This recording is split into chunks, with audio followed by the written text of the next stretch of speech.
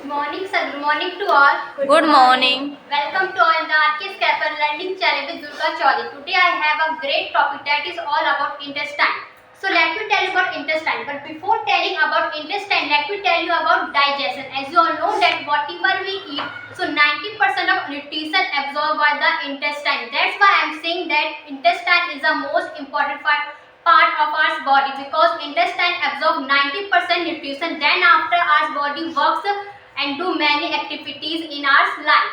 So let me tell you about the definition of intestine. So intestine is a long tube shaped structure that is present in abdominal and also completes and do all process in digestion. So let me tell you about the parts of the intestine. So there are two parts of intestine. First one is small intestine and second is large intestine. So firstly let me tell you about small intestine. So a long tubical structure that is present between stomach and large intestine, that is called small intestine, and also 20 or 23 feet is the length of small intestine.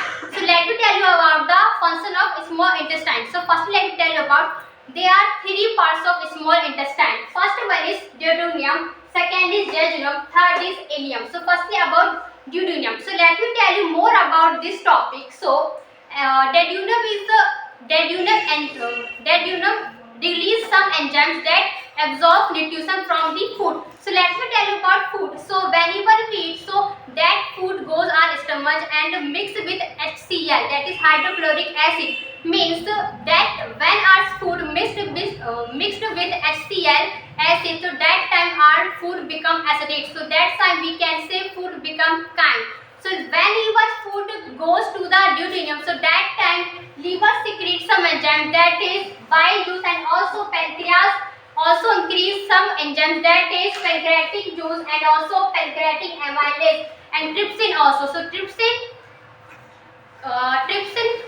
break down proteins into amino acid, and also pancreatic amylase break starch into maltose, and also there is present pancreatic lipase that is break fatty acid and glycerol also.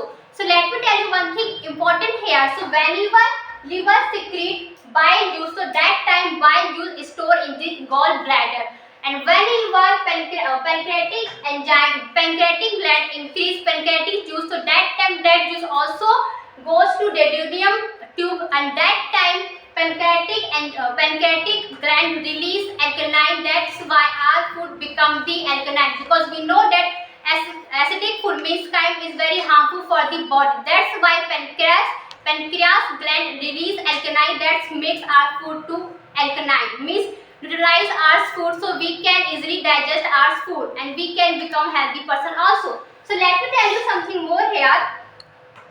So let me tell you the mechanism of small intestine. So here we can see that is the image of small intestine, and this is image of large intestine. So when we cut one tube of small intestine, so we can see that there is present villi that absorb the nutrition from the chyme, and then after that nutrition goes to blood and also in our other body parts. That's why we are doing many activities in the life.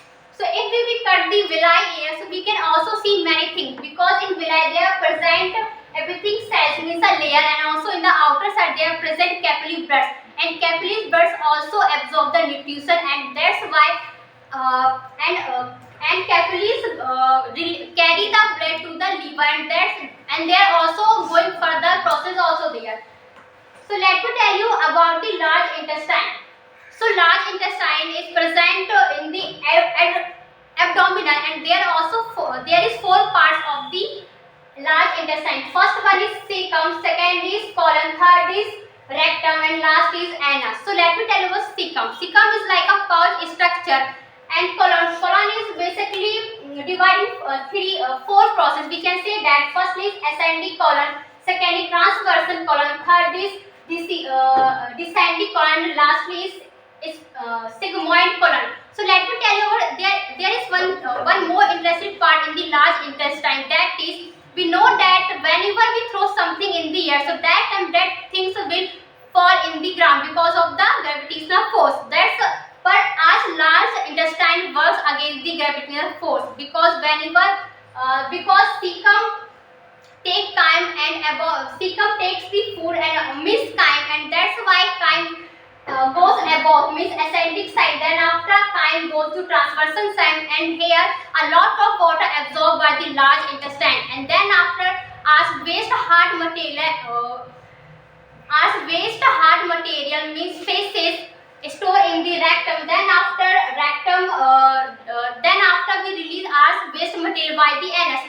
So let me tell you here one thing important, that anus there present two parts, internal sphincter and internal sphincter and also external sphincter. So let me tell you about internal sphincter.